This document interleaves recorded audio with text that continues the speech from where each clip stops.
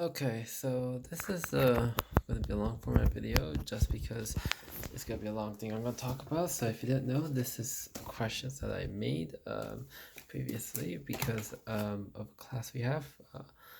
I was gonna do this for week 8, but turns out when I gave it to certain people, it turned out horrible.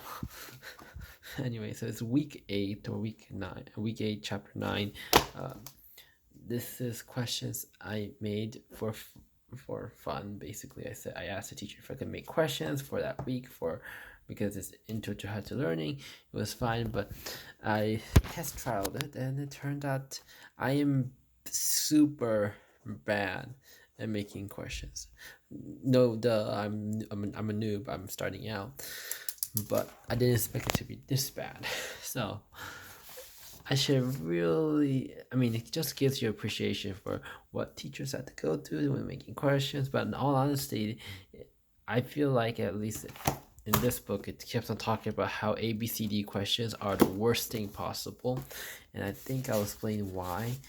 But it also costs a lot of work for teachers in one aspect of a way. And another aspect is doesn't do a lot of work because you have to read it later on. So it's actually both the lazy way to make questions and both the actual hard way if you actually are doing it the correct. Even if you do it the correct way, it's worse than writing an essay apparently.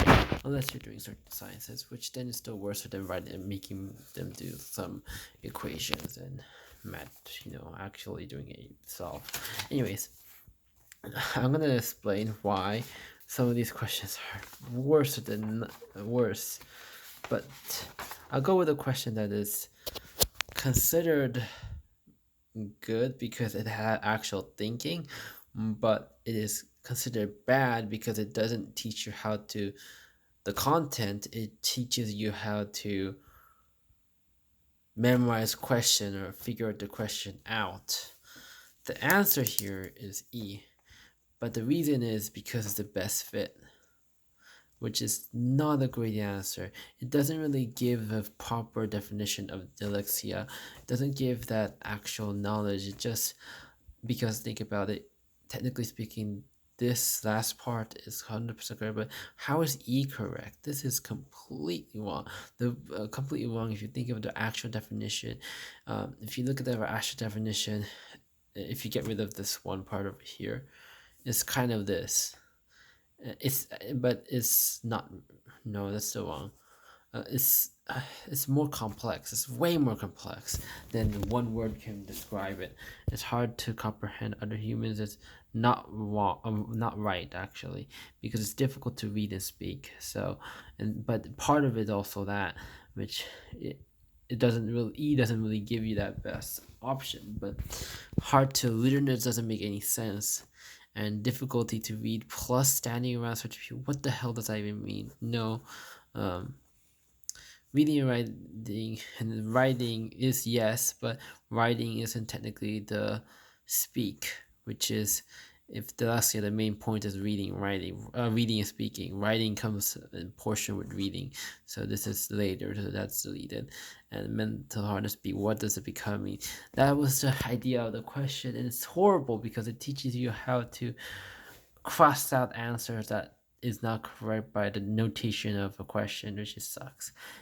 Anyways, but that's not what we're here for. I'm here for how horrible my questions are because they're goddamn awful. And I realized that while I was looking, while some other people did it. And the most funny one is the one over here where I totally goofed up here. If you look over here, is 89 degrees, which 85 degrees, which is why no question the right mind would do that because it's basically 90 degrees and it's basically guaranteed to slide down if it's the coefficient is not 1 point some high number, which means I'm stupid. Um, or or I'll admit there's another way that could happen if some other external force is pushing that block to the wall. But there's no indication for that, so this is a horrible question. This is also a horrible question. The reason because is actually also the wording is incredibly sucky. It's junk, which yeah, And then this question is super easy because it's junk again because I made mistake continuously. I was thinking it was hard and it turned out easy and hard again. So it really is a horrible question. But I'm a noob at it. I'm a starter, so I can't really. I don't blame myself too much because it's a starting point.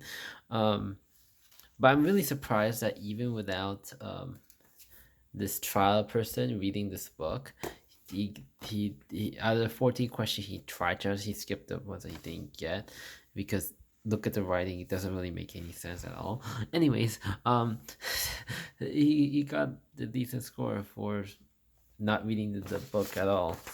Yeah, which tells me that it is possible to get every single answer right because it is styled after guess and check. Guess and check is how our ABCD system works, which means that you can definitely get it through just ABCD. Even though I hate